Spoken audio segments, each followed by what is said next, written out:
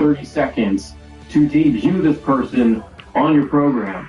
So why didn't you just take the 30 seconds out in the ring? Why didn't you finish the Tiffany Stratton thing and with Chelsea and them on the outside? You end it there, and then just have the lights go down and have Blake Monroe's music hit. And then you just have a stare-down moment. At least something, but at least it gets the crowd involved. And this is such a lazy piece of writing. So I will say, one of the highlights for me on SmackDown every week, including this week, is Trick Williams. I love the entrance. I actually like how they have handled him with Yachty, because I say I like how they handled it because I don't always like what they do with the celebrity thing. It's so overdone. I mean, you would have Jelly Roll just running around aimlessly in the main events of WrestleMania, being involved in things he should not be involved in. I Show Speed shows up for 2 weeks, thought they did a good job with Speed, and then we know what happened with Pat McAfee, and it went off the rails. But with Yachty, I think they done a good job with him every single week. And so you got Carmelo Hayes and Trick doing the promo. Carmelo wanting to get the U.S. title match, doesn't, but he gets the one-on-one match against Trick, and then you got Ricky Saints getting involved. Now, I do like Ricky getting involved in all of this, but I think that Carmelo, it's a great problem to have almost, but it's also an issue for other people. You have a brand new star on the main roster of Ricky Saints, and you're really building Carmelo as a kind of a early babyface. And maybe they'll flip him at some point, but I like Carmelo's positioning with all this. And I see the problem here is Trick's so popular. Trick is your number one guy. Like, if Trick was going to face-to-face with Cody, the crowd's cheering Trick, and they're cheering Whoop That Trick. And I think they're in a tough spot. Again, I say it's a great problem to have because you finally have a character and a superstar that's over. He's getting over. He's getting over no matter what he does, no matter what he says. He stands in the ring and he's over. And this is wonderful. How come you can't build other people like that? Come down to the superstar. This is also a question to all of you. Does it just come down to the superstar? Is it just because it's Trick? And Trick just has it. He has the X Factor. He oozes charisma. Good on the microphone, he's good in the ring, flashy. He's got all the ingredients. Is that just simply it? Because you can argue that WWE has a lot of talent, a lot of great talent. But wouldn't it be wonderful if you had a segment where the crowd is going insane for Trick, and then somebody else comes out, and they're as equally as popular or over, and you're just seeing two really over faces or characters on screen, so the crowd can just cheer for everybody? Like, I almost feel like I want to see Obafemi and Trick standing in the ring, because they're so popular. And it reminds me a little bit of just old days of Rock and Austin. And everybody else that was kind of over, Mick Foley, like where you get The Rock coming out, and during the period where he was being built up as a bad guy and then tweener and flip, like that for me with Trick right now. Just getting a great reaction. They got Ricky in there, gets attacked backstage from Carmelo later on, and so you're setting up Carmelo and Ricky, which is great, but again, I feel like because you got Ricky in there, he hasn't done too much coming to the main roster, and they're not doing too much either. So you do have that women's tag team match, and at the very end, Jade comes out, knocks down Rhea, and you got the Clash in Italy match set up, skips over Saturday night's main event. I don't want this to go on too long, because I do think that maybe they will try to get to Charlotte versus Rhea at SummerSlam. What I'm wondering, and the way they get there, just as a prediction kind of thing, is if they have Night of Champions, and if that is going to be King and Queen of the Ring finals. I think on the women's side, could be kind of interesting if they did give it to Charlotte. And correct me if I'm wrong, I don't think Charlotte's ever won Queen of the Ring. Or they've done a Queen of the Ring and Charlotte's been like a contender for it. Maybe she has, and I don't remember because I'm usually an idiot. But I don't think that she's ever done that. So it would be kind of a nice thing, and also it would make sense for her character that she's Queen of the Ring. It also puts Charlotte in an interesting position because she's been a babyface for about a year now, and I think that's worked really well. But eventually they gotta have a split with Bliss and Charlotte. And maybe it is just all this buddy head tension stuff, and eventually Charlotte's like, I gotta go do this myself. They do a Queen of the Ring, maybe they go face to face. One gets eliminated like Bliss does, and then Charlotte goes on, she's number one contender, and she fights Rhea at SummerSlam. And then they could play off their WrestleMania history and previous WrestleMania matches. Because I think that's a big match, and I don't think there's anything else for Rhea right now. Priest, Solo, they fight, MFTs get involved, brings out Royce Keys, and... This is Quinn, a basketball legend. After her buzzer-beating layup secured the league championships, her legendary moment was cemented. So, how does a legend stay legendary? Well, she's got the BetMGM. And we got Royce and Solo standing off. Where is Royce Keys at for you? right now. I'm kind of tempted. I'm kind of low. It's only been a couple of weeks, and I know the magical words are, you just let it play out, dummy. It's so early. You gotta let these stories play out. You gotta let these characters get fleshed out, and they gotta do more. I really liked the vignettes, the hometown stuff that they captured, documentary style thing they did for Royce Keys to establish his character. Like, who is he? Why do we care? And he's getting involved with Solo. It's good. You know, he should come out on the winning end of all of this, but he comes out, and I don't feel like there's much crowd reaction. Is it the crowd's fault in all of this? Are wrestling crowds just not excited anymore? Or is it just the product? The product is not very captivating. I like to think it's much more of the product, because they're paying a lot of money to be able to get any ticket, let alone the front row seats for this kind of thing. Imagine paying the front row seat ticket for SmackDown. And it's just Solo standing in the ring, Damian Priest, that's the match. Like, what'd that cost you, $1,000 to just see that match? I don't think so, brother. But with Royce Keys coming out, and the confrontation with Solo, cool, fine. And then Damian Priest, he's going to go and get his hands on Royce. You got tension between these guys. Again, kind of forget that Damian Priest is the tag team champion. So this will lead to eventually a match between Royce Keys and Damian Priest. So, we got to talk about the Oklahoma City Thunder and San Antonio Spurs series because there's a bunch of hullabaloo going around, right? So, last time we talked about this series was right after Game 1, a thriller, double overtime special, one of the greatest playoff games we've ever seen in NBA history, and what many people will remember as Wemby's coming out party. However, since then, the conversation and dialogue around this series has completely spiraled out of control. Some people are obsessed about physicality, others are frustrated with the officiating, and then you have this growing discussion about Wemby and his all-around impact. But while everyone is talking about the contact whistle and how many shot attempts Wemby is getting up, there is a much bigger reason to why the Oklahoma City Thunder have taken back control of the series, as after 3 games, they now lead 2-1. But before we get to that, we are going to talk about some of the other things because I do believe it is very fascinating. And quite frankly, I know many of you all want my thoughts on what's exactly happening so far in the series, especially after Game 1, where I very optimistically talked about the San Antonio Spurs. So first, the physicality. And I'm going to be honest with you, bro, I don't know why so many people are in denial about what they're watching, but this is clearly one of the most physical series we've seen in a very, very long time. After Game 1, it seemed as if, like Isaiah Hartenstein was going to be unplayable, only logging in 12 minutes of action in a double overtime game. However, since then, he has been one of OKC's biggest X factor, and that's because of the level of physicality he is allowed to play on Victor Wembanyama. Whether it's fighting for post positioning, grabbing his jersey and arm when Wemby's going up for a rebound, or just outright pushing him out of the way so he doesn't contest a shot, the name of the game for Hartenstein right now is to be as physical as possible with Wemby. The best way to slow him down is to wear him down. This is the philosophy that we saw in the previous series of the Minnesota Timberwolves. Julius Randle would use a somewhat hot screen to move Wemby out of the way, carving out some space for some of his guards to drive at the basket without having to worry about Wemby contesting. And that same type of philosophy and physicality has been carried over into this series as well. Unfortunately, the result of that level of physicality not only was an elbow to Naz Reid from Wemby in frustration, but also a degree of physicality has been adopted from other Spurs players in retaliation, such as Stephon Castle and Gil Harper, that has now resulted in Shea basically getting hauled and grabbed before he can even touch the ball as well. And I'm going to be honest with y'all, between Wemby getting pushed around and grabbed and Shea being just like torso just getting pulled and a bunch of other physical play from like Luthor and Caruso, and there's points in times in this series where I'm asking myself, bro, what sport am I watching? It's not basketball. This is clearly not basketball. And I'm going to just be honest with you all, as I continue to just kind of rip for a second, bro, I am tired of people acting as if like, oh, this is just playoff basketball, this is normal. No, it is not. Stop acting as if like what we're seeing in this series is what's happening in the other series with the Cavaliers and Knicks. It's not the same thing. I just got done watching Game 3 of that series, and there was a play where someone like pushed someone for a rebound, and in my mind I'm like, that's that's clearly a foul, but if that would happen in the OKC and Spurs series, that would not have got a call. So this idea that, oh, this is just playoff basketball,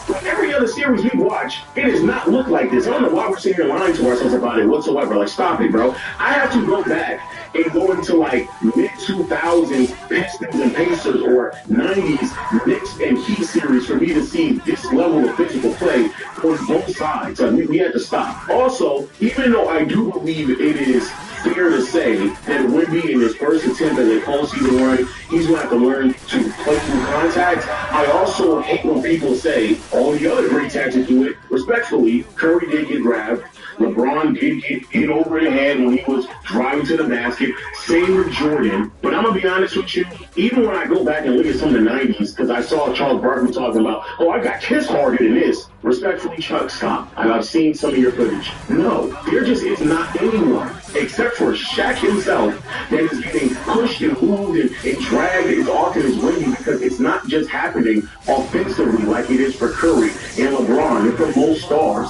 It's happening on both sides of the floor. They are literally spending energy, having an individual player use basically all of his fouls to not only prevent Wemby from scoring, but also prevent him from having any type of defensive impact. No one is not running around shoving Curry out of defensive stances. That's not happening. No one is going out of their way to grab Michael Jordan and preventing him consistently from grabbing a rebound because he's normally not in that position in the first place. And so even though, yes, it is true, you normally would tell a star, oh, just play through contact. This is not normal contact. And again, I think Wemby still has to learn to do so, but I think it's disingenuous and quite frankly, it is irresponsible to not actively assess this similar to what we saw from Shaquille O'Neal, because that's what we're watching right now. It's a testament to how great he is, but we do need to be fair and honest about the level of physicality we're watching from Wemby or Wemby receive, because it's not normal. Which then brings us to the second talking point, and that's the officiating and flopping. Look, my experience is very simple, very dry, mundane. If you're going to allow them to be physical, then let them be physical. Don't call anything. I don't want to sit here and watch what happened in Game 3 in particular in that third quarter, where it was like a 32-minute long third quarter. I don't want to see that. I think most people do not want to see it.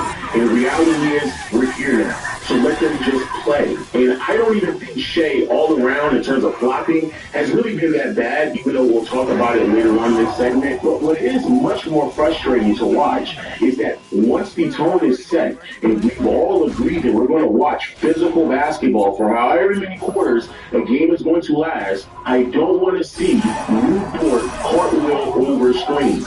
I don't want to see Isaiah Joe flopping, fall on the floor when somebody's just standing next to him. I don't want to see shooters lean into a defender and try to get a foul call. And I even say this for the Spurs as well. I don't want to see Stephon Castle drive to the lane and shake his head and whiplash himself back and forth to try to get a call. I don't want to see that. Now, to be fair, most of these incidences are not being called as a foul, to be fair. But it's just frustrating to see, especially on the OKC side of things, where physicality can be initiated and we're just not following through with it. It's almost as if like you sat there, you punched me, and then all of a sudden, as soon as I retaliate, you're acting as if like you didn't initiate this whole contact. Like, I'm fine with watching physical basketball, but let's play it.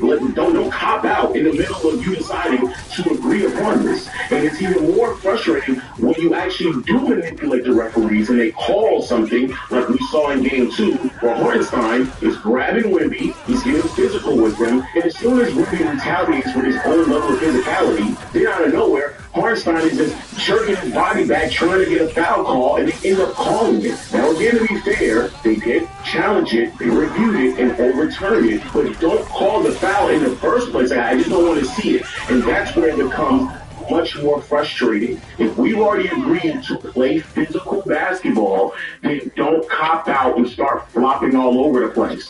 Which is why Shea and even Wemby has adopted this ideology as well. They both started to flop even more as this series progressed. And honestly, I don't really blame them. Personally speaking, the reason why I'm not that vocal on flopping, and you can check some of my other videos about this as well, the reason why I'm not that critical of like great offensive players flopping is because majority of the time, they're actually getting fouled. And while defensive players are able to get away with a lot of illegal contact, especially in playoffs, what ends up happening is the just natural impact that a great offensive player would normally have because they're better than the defender that's in front of them, it gets tapered. And so the only way that a great offensive player can continue to have that level of impact is if they can level the playing field a bit and make sure that the fouls that are actually occurring get called. And so, yes, the tumbling from Shea on the floor is frustrating. It's even more frustrating when there's just not a call at all. Or on the other side of the floor, Wemby's not getting any calls, and then all of a sudden you think you need to get the calls even though Wemby's not. Like, yes, that is frustrating, but I do understand when Shea and Wemby have to flop their way into the free throw line because they are actually getting fouled. And the only way to make sure that the playing field is even between both offense and defense is if they can continue to be as impactful as possible, but they have to do so by making